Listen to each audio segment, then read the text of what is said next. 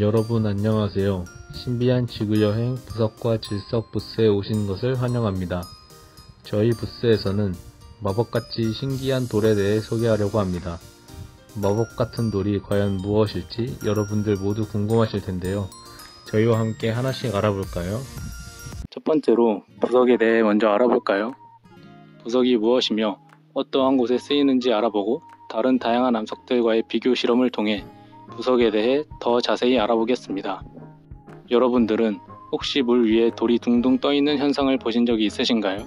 여러분들이 지금까지 봐왔던 돌들은 모두 바닥에 가라앉아 있었을 것입니다. 그렇다면 과연 모든 돌들은 물에 가라앉을까요? 그렇지 않습니다. 물에 뜨는 부석이란 돌이 있습니다. 과연 어떻게 부석은 물에 떠 있는 걸까요? 그 이유에 대해 지금부터 알아보도록 하겠습니다. 먼저 부석이란 하얀색 또는 회색에서 갈색을 띠고 있는 암석으로 화산이 폭발할 때 뿜어져 나오는 물질들이 빠르게 굳어가면서 형성됩니다. 그 결과 암석의 기공, 즉 공기구멍이 많으며 물에 뜨게 되는 특징을 가지게 되죠. 부석은 폭발성 분출을 일으키는 대부분의 화산에서 나온다고 합니다. 그 크기 또한 다양한데 부석은 오래된 퇴적층에서는 온전히 보존되기가 쉽지 않습니다. 그 이유는 바로 쉽게 변질되고 풍화되는 특성 때문입니다. 우리나라에서는 젊은 화산암 산출지에서 쉽게 관찰이 가능합니다. 백두산, 울릉도 등이 대표적이죠. 이탈리아나 미국 등과 같이 폭발적인 분출을 보이는 화산이 많은 나라에서는 쉽게 찾아볼 수 있습니다. 강력한 화산 분출에는 부선이 많이 섞여 있으며 바다로 떨어지게 되면 덩이째로 떠다니기도 합니다.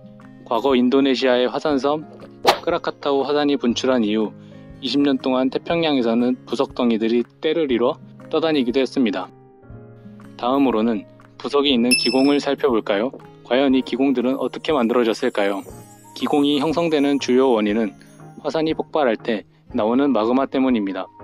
마그마가 대기 중으로 뿜어져 나올 때 빠르게 식어가면서 안에 있던 기체가 빠져나가면서 기공이 만들어지게 되는 것이죠. 그렇다면 우리는 이러한 부석을 어떠한 곳에서 사용할 수 있을까요? 부석은 가볍고 열을 잘 전달하지 못하는 특성을 가지고 있습니다. 그래서 과거 신라시대에는 얼음을 저장하는 빙고로 사용했고 요즘에는 지붕이나 욕조, 콘크리트의 골재로 사용합니다.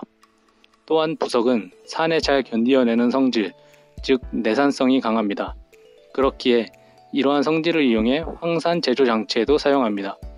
지금까지 저희와 함께 부석에 대해 알아보았는데요. 여러분들은 부석의 특별한 점은 무엇이라고 생각하시나요? 부석의 특별한 점은 바로 기공입니다. 바로 이 기공이 많기 때문에 물 위에서 둥둥 떠 있을 수 있는 겁니다. 그렇다면 혹시 기공이 있는 돌들은 모두 물 위에 뜰 수 있는 것 아닌가요? 하는 의문점을 가지셨나요? 그에 대한 정답은 바로 아니오입니다. 암석 중에는 스코리아, 현무암이라고 하는 암석이 있는데 이 암석 또한 부석처럼 기공이 많은 암석입니다. 하지만 이 암석은 부석처럼 물 위에 뜨지 않습니다. 그 이유가 뭘까요? 그 이유는 바로 스코리아보다 부석의 기공수가 더 많고 큰 차이는 아니지만 부석의 비중이 더 가볍기 때문에 이러한 차이가 나타나게 되는 겁니다. 그렇다면 이제 눈으로 확인해 볼까요? 지금 앞에 있는 암석은 부석, 현무암 순으로 준비되어 있습니다. 물에 담긴 수조 안으로 하나씩 넣어 볼까요? 현무암,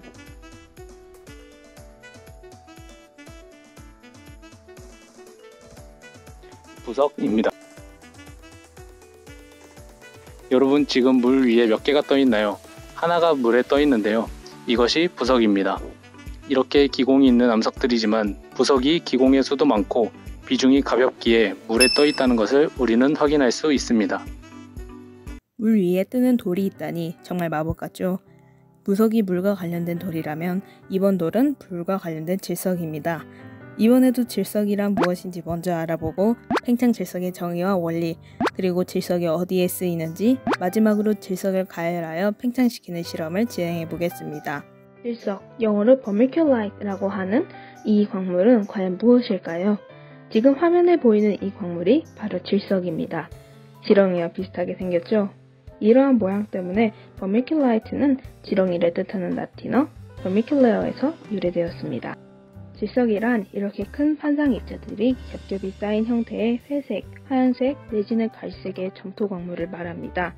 이러한 질석은 금모와 흑음모가 땅속에 있는 높은 온도의 액체와 기체에 의해 성질이 변화하는 작용을 받아서 생성됩니다. 지금 여러분들께서는 한 가지 의문점이 드실 수 있습니다. 왜 질석 사진들이 모습이 다른가요? 지금 여러분들께서 보시고 있는 이 질석이 바로 팽창질석입니다.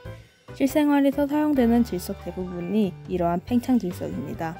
팽창질석이란 조그마한 질석 입자들이 부에 가열하여 팽창의 부피가 늘어난 질석을 말합니다. 일반적으로 우리 주변에서 흔히 볼 수 있는 모래들은 아무리 열을 가열해도 부피가 팽창하지 않습니다. 그러면 왜 질석만 팽창하는 걸까요? 질석은 사진과 같이 한상 입자들의 겹겹이 쌓인 층상 구조로 이루어져 있습니다. 사진을 자세히 보면 층과 층 사이에 빈 공간이 보이실 겁니다. 질석은 이렇게 구조적으로 입자와 입자 사이에 빈 공간이 많이 있습니다.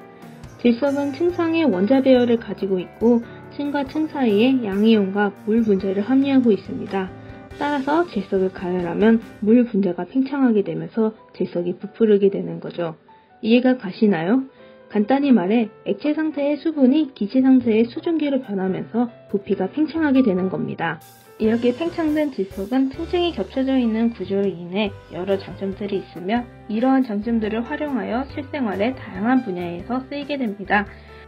소음 차단 효과가 뛰어나 방음제로 사용하고 단열성 및 불연성이 우수하여 건축물의 방어용 피복제나 내열제, 절연 장비 등에도 사용됩니다.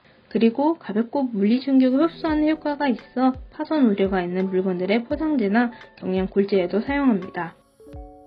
이 외에도 오염 정화제나 유기물 흡착제, 방향제, 탈취제, 토양 개양제로도 사용 가능합니다. 또 여러분들은 사집 증후군을 아시나요? 사집 증후군의 주된 원인은 폼알데히드라는 성분 때문인데요. 질석은 이를 흡착 및 억제하는 효과가 있어 벽지에도 사용된다고 합니다. 생각보다 주변에서 쉽게 볼 수 있는 물건들이 많죠. 이렇게 질석은 우리 생활에 밀접하게 관련되어 있는 광물입니다. 여러분들은 혹시 질석이 팽창하는 모습이 궁금하지 않으신가요?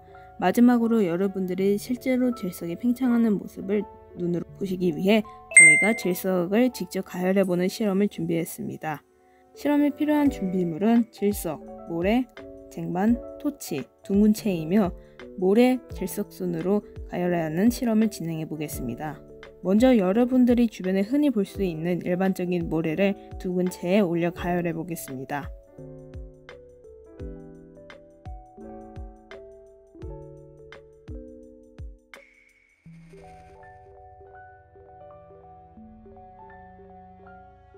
아무 변화가 없죠.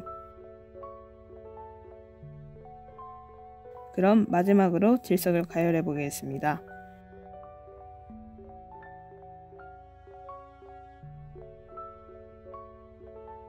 앞에 모래와 다르게 정말 팽창하네요. 정말 신기하죠? 네, 이렇게 실험을 통해 질석은 모래와 달리 안에 있는 층과 층 사이에 수분이 기화하면서 팽창한다는 상식을 알아보았습니다. 부석과 질석에 대해 이해가 잘 되셨나요? 모쪼록 부석과 질석에 대해 잘 알아가는 시간이 되셨길 바랍니다. 그러면 브레돌, 무레돌 이만 여기서 인사드리도록 하겠습니다. 감사합니다.